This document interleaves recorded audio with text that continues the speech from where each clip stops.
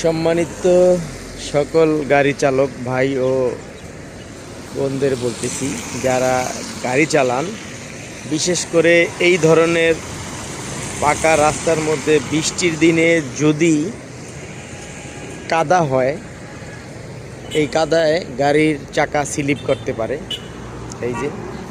এই ধরনের লাল মাটিগুলো, বিশেষ করে লাল মাটিগুলোতে গাড়ির চাকা পরিপূর্ণ ব্রেকটা হবে না, এবং না হইলে আপনি যে কোনো মুহূর্তে দুর্ঘটনার শিকার হইতে পারেন।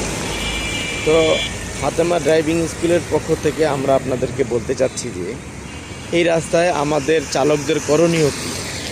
তো এইসব রাস্তায় আমাদের করণীয় হচ্ছে আমাদের স্পিডটা স্লো করা, গাড়ির গতিটা আস্তে রাখা, মানে গাড়ির স্পিড যাতে আমাদের বেশি না থাকে।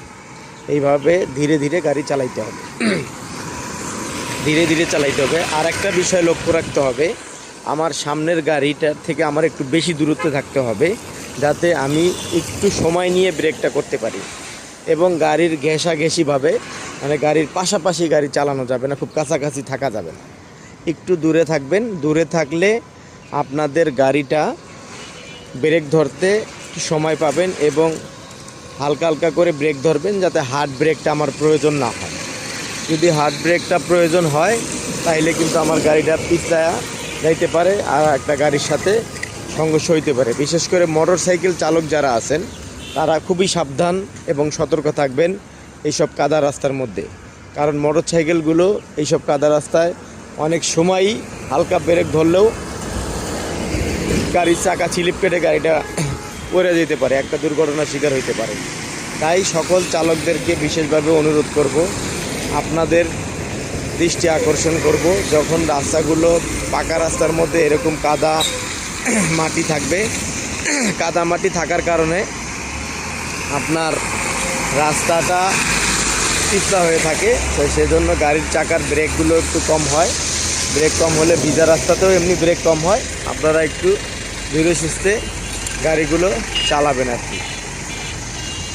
কারণ আমাদের দেশে আমরা যারা চালক আছি, তারা বিশেষ করে আমরা এই আমাদের গাড়ি চালানোর যে রোডের যে নিয়মগুলো, এগুলো আমরা মানতে চাই না। এই কারণে আমাদের দেশে অ্যাক্সিডেন্ট দুর্ঘটনাগুলো খুব বেশি হচ্ছে আর কি। তো আমরা যদি আমাদের দেশের আইন কানুনগুলো মেনে, নিয়ম কানুন এবং রোডের যে নিয়ম কানুনগুলো আছে, এগুলো মেনে যদি আমরা সকলে গাড়ি চালাই, ইনশাআল্লাহ গাড়ি রাস্তায় অ্যাক্সিডেন্ট